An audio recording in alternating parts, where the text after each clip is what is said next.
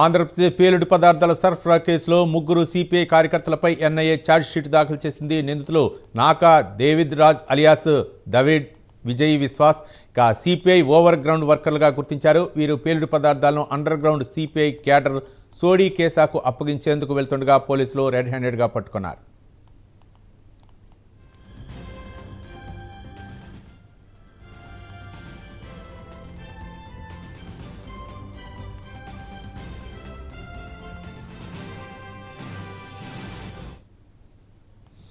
ఆంధ్రప్రదేశ్ పేలుడు పదార్థాల సరఫరా కేసులో ముగ్గురు సిపిఐ కార్యకర్తలపై ఎన్ఐఏ ఛార్జ్షీట్ దాఖలు చేసింది. నిందితులు నాకా డేవిడ్ రాజ్ అలియాస్ దావిద్ విశ్వాస్ సిపిఐ ఓవర్ గ్రౌండ్ వర్కర్లుగా గుర్తించారు.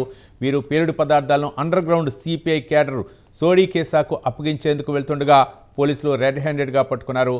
ఇదే అంశానికి సంబంధించి మరిన్ని వివరాలు మా నేషనల్ బ్యూరో చీఫ్ కళ అందిస్తారు. కళ, దాదాపు ఆంధ్రప్రదేశ్ పేలుడు పదార్థాల సరఫరా కేసులో ముగ్గురు సిపిఐ మావోయిస్టు కార్యకర్తలపై ఎన్ఐఏ అభియోగాలు ఛార్జ్ నమోదు చేసింది. దాదాపు దీనికి సంబంధించినటువంటివి నిన్న సాయంత్రం ఏదైతే విశాఖపట్నంలో ఎన్ఐఏకి సంబంధించినటువంటి ఛార్జ్ షీట్ కి సంబంధించినటువంటిది కీలకంగా కూడా సమావేశం జరిగినటువంటిది.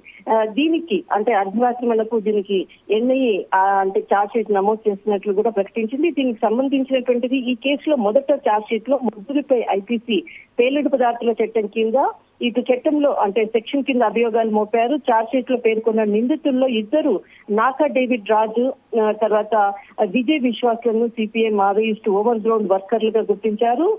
మూడవ వ్యక్తి under ground CPI Maoist cadre అయినటువంటి సోడి కేసాకు పేలుడు పదార్థాలను అప్పగించేటటువంటి సమయంలో స్థానిక పోలీసులు వీరిని రెడ్ హ్యాండెడ్ గా పట్టుకున్నారు. దీనికి సంబంధించినటువంటిది భద్రతా దళాలపై దాడుల కోసం అండర్ గ్రౌండ్ మావోయిస్ట్ క్యాడర్లకు పేలుడు పదార్థాలను సేకరించడము వీరు చేస్తున్నటువంటి దానిపై దీనికి ఎన్ఐఏ పూర్తి సమాచారం కూడా ఉండడంతో వీరి ముగ్గురిపై కూడా ఛార్జ్ షీట్ నమోదు చేయడం జరిగింది. దీనికి సంబంధించినటువంటిది దాదాపు ఇది 2024 కు సంబంధించినటువంటి ఈ కేసును స్వీకరించినటువంటిది. అప్పటి నుంచి కూడా దీనికి సంబంధించినటువంటి కేసు కొంత పెండింగ్ లో ఉన్నది. మొత్తం మీద ఇటు మావోయిస్టుకి సంబంధించినటువంటిది అంటే గత కొన్ని రోజుల నుంచి కూడా మావోయిస్టు ఇటు ఛత్తీస్గఢ్ ఈ ప్రాంతాలంతా కూడా కదలికలు ఉన్నటువంటి నేపథ్యంలో చాలా కీలకంగా ఆంధ్రప్రదేశ్ ఇటు ఛత్తీస్గఢ్ తెలంగాణ ఈ ప్రాంతాల్లో ఎన్ఐఏ ఎప్పటికప్పుడు కూడా సోదాలు నిర్వహిస్తూ దీనికి అంటే లింక్ ఉన్నటువంటి ఏదైతే కేసులు ఉన్నాయో వాటికి సంబంధించినటువంటి పూర్తి సమాచారాన్ని కూడా ఇన్వెస్టిగేషన్ చేస్తున్నటువంటి ఇందులో భాగంగానే ఇటు ఆంధ్రప్రదేశ్ కి సంబంధించినటువంటి సిపిఐకి సంబంధించినటువంటి కార్యకర్తలపై ఛార్జ్ షీట్ నమోదు చేయడం జరిగింది. రైట్, థ్యాంక్ యూ కళ.